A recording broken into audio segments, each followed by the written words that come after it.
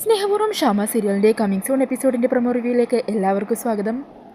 അങ്ങനെ അമ്പലത്തിൽ വെച്ച് രാധികയും ദേവനെയും യശോദയും എല്ലാവരെയും കാണുകയും അവരുടെ സാഹചര്യങ്ങളൊക്കെ മനസ്സിലാക്കുകയും ചെയ്യുവാണ് ശ്യാമയും അശ്വതിയുമായിട്ട് രാധിക സംസാരിച്ചതിൽ നിന്നും രാധികയുടെ ഉള്ളിൽ അമ്മയെക്കുറിച്ചുള്ള ചിത്രം എന്താണെന്ന് ശ്യാമ മനസ്സിലാക്കുവാണ്. തന്നെ ഉപേക്ഷിച്ചു പോയ അമ്മയെ രാധികയ്ക്ക് കാണാനോ സ്നേഹിക്കാനോ ആവില്ലെന്ന് ശ്യാമക്ക് മനസ്സിലാകുവാണ്.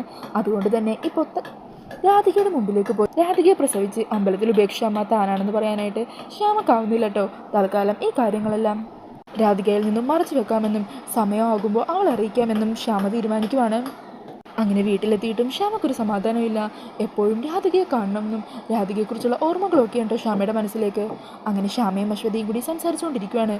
ഈ സമയം ശ്യാമ പറയണേ, പണത്തിന് വേണ്ടി ബുദ്ധിമുട്ടുക അവളും അവളെ വളർത്തുന്നവരും. അവരെന്നെ ഒരിക്കലും കഷ്ടപ്പെടാൻ പാടില്ല. അവർക്ക് ആവശ്യമായിട്ടുള്ള സഹായങ്ങൾ ചെയ്യണം. എനിക്ക് നേരിട്ട് ചെയ്യാനാവില്ല. അശ്വതി ചെയ്ത് തന്നെ അവളുടെ അരികിലേക്ക് പണവുമായിട്ട് ചെല്ലണം. പിന്നീട് കാണിക്കുന്നത് അടുത്ത ദിവസവും അമ്പലത്തിൽ പൂജാസാധനങ്ങളൊക്കെ വെക്കുന്ന രാധികേനെയാണ്. ഈ സമയം അശ്വതി അമ്പലത്തിലേക്ക് എത്തുവാണ് കേട്ടോ. അങ്ങനെ രാധികയുടെ കയ്യിൽ നിന്ന് പൂജാസാധനങ്ങളൊക്കെ വാങ്ങുന്നുണ്ട്. ഈ സമയം അശ്വതിയും രാധികയും കൂടുതൽ കാര്യങ്ങൾ സംസാരിക്കുകയൊക്കെ ചെയ്യുന്നുണ്ട്.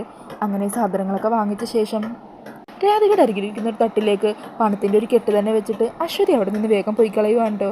ഈ സമയം ഈ പണം കാണുന്ന രാധിക അങ്ങ് ഞെട്ടിപ്പോകുക. അയ്യോ, ഇത്രയും പണവും? അങ്ങനെ അപ്പം തന്നെ രാധിക ഓടിച്ചെന്ന് അശ്വതിനെ പിന്നാലെ ചെന്ന് വിളിക്കുക. അതെ മാഡം, ഇത്രയും പണം എന്തിനാ എൻ്റെ തട്ടിലേക്ക് വെച്ചത്? ഇതൊക്കെ വാങ്ങിച്ചതിന് വളരെ കുറച്ച് പണമല്ലേ ആയല്ലോ. ഇതാ മാഡം ഇത് വാങ്ങിക്ക് എന്ന് പറഞ്ഞ് അത് അശ്വതിനെ തിരികെ ഏൽപ്പിക്കുക. ആ സമയം അശ്വതി പറയണേ, അത് സാരമില്ല, കുട്ടി വെച്ചോളൂ. കുട്ടിക്ക് കുറേ കഷ്ടപ്പാടുകളൊക്കെ ഉള്ളതല്ലേ. എന്തോ എനിക്ക് കുട്ടിയെ കണ്ടപ്പോൾ ഒത്തിരി ഇഷ്ടമായി. എൻ്റെ മോളെപ്പോലെ തോന്നി. അതുകൊണ്ട് ഞാൻ സ്നേഹത്തോട് തരുന്നതാ. കുട്ടി വെച്ചോളൂ. അന്നേരം രാധിക അത് വേണ്ടാന്ന് സ്നേഹത്തോടെ തന്നെ പറയുക. എനിക്ക് ഈ പണമൊന്നും വേണ്ട. മാഡത്തിൻ്റെ നല്ല മനസ്സ്, അതിന് ഞാൻ ബഹുമാനിക്കുക. എനിക്ക് പണം വേണ്ട, പക്ഷേ പകരം എനിക്ക് എവിടെയെങ്കിലും ഒരു ജോലി ശരിയാക്കി തരാൻ പറ്റുമോ? അങ്ങനെ രാധികയുടെ ആ ചോദ്യം കേൾക്കുന്നതും അശ്വതി ചോദിക്കണേ, അതിനെന്താ, നമുക്ക് നോക്കാം. അങ്ങനെ പറഞ്ഞ് അശ്വതി അവിടെ നിന്നും പോകുവാണ്. പിന്നീട് അശ്വതിയിൽ നിന്നും രാധികയുടെ ആഗ്രഹം തിരിച്ചറിഞ്ഞ ശ്യാമ അത് നടത്തി കൊടുക്കാൻ തന്നെ തീരുമാനിക്കുകയാണ്.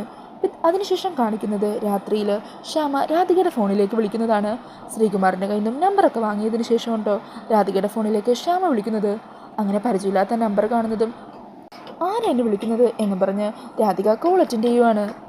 ഈ സമയം ശ്യാമ ഹലോ മോളെ എന്ന് പറഞ്ഞ് വിളിക്കുക. ആ സമയം രാധിക പെട്ടെന്ന് ഒരു നിമിഷം ആളൊന്ന് തിരിച്ചറിയാതെ ഒന്ന് പതറിനിൽക്കുകയാണ് കേട്ടോ. ഈ സമയം എന്നെ മനസ്സിലായോ എന്ന് ശ്യാമ ചോദിക്കുക. ഈ സമയം പെട്ടെന്ന് രാധിക തിരിച്ചറിയുക. അയ്യോ, ശ്യാമ മാഡമാണോ ഇത്? അതെ, ശ്രീകുമാറിൽ നിന്ന് മോളുടെ നമ്പർ വാങ്ങിച്ചത് ഞാൻ. അങ്ങനെ ശ്യാമയാണെന്ന് തിരിച്ചറിയുമ്പോൾ രാധികയ്ക്ക് ഒത്തിരി സന്തോഷമാകുക. എൻ്റെ ജീവിതത്തിലെ ഏറ്റവും വലിയ ആഗ്രഹമായിരുന്നു എനിക്ക് മാഡത്തോടൊന്ന് സംസാരിക്കണമെന്നുള്ളത്. ഒത്തിരി സന്തോഷവും എനിക്ക്. അങ്ങനെ സ്വന്തം അമ്മയോടാണ് സംസാരിക്കുന്നതെന്ന് തിരിച്ചറിയാതെ രാധിക ശ്യാമയെക്കുറിച്ച് ഇങ്ങനെ വാദോരാതെ സംസാരിച്ചുകൊണ്ടിരിക്കുവാണ് കേട്ടോ. ആ വാക്കുകളൊക്കെ കേട്ട് മനസ്സ് നിറഞ്ഞു നിൽക്കുവാണ് ശ്യാമയും. പിന്നീട് കാണിക്കുന്നത് വരുൺ രാധികയെ ഫോണിൽ വിളിക്കുന്നതാണ്. വരുണിൻ്റെ കോൾ കാണുമ്പോൾ ആദ്യം രാധിക എടുക്കാനൊന്ന് മടിക്കുന്നുണ്ട്.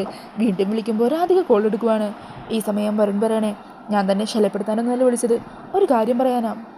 ഞാൻ തിരികെ അമേരിക്കയിലേക്ക് പോകാൻ തീരുമാനിച്ചു. നാളെ തന്നെ തിരിച്ചു പോകുവാണ്. പിന്നീട് ഒരിക്കലും നാട്ടിലേക്ക് ഞാൻ തിരിച്ചു വരില്ല. അങ്ങനെ വരുണിൻ്റെ ആ വാക്കുകളൊക്കെ കേൾക്കുമ്പോൾ രാധിക വല്ലാതെ തകർന്നു പോകുവാണ് കേട്ടോ. രാധികയ്ക്ക് ആ വാക്കുകൾ വിശ്വസിക്കാൻ പറ്റുന്നില്ല. എത്രയൊക്കെ മറച്ചു വെക്കാൻ ശ്രമിച്ചാലും വരുണാണല്ലോ രാധികയുടെ കഴുത്തിൽ താലി കെട്ടിയത്. അതുകൊണ്ട് തന്നെ വരുൺ ഇവിടെ നിന്നും പോകുവാണെന്ന് അറിയുമ്പോൾ രാധികക്കത് താങ്ങാനാവുന്നില്ല.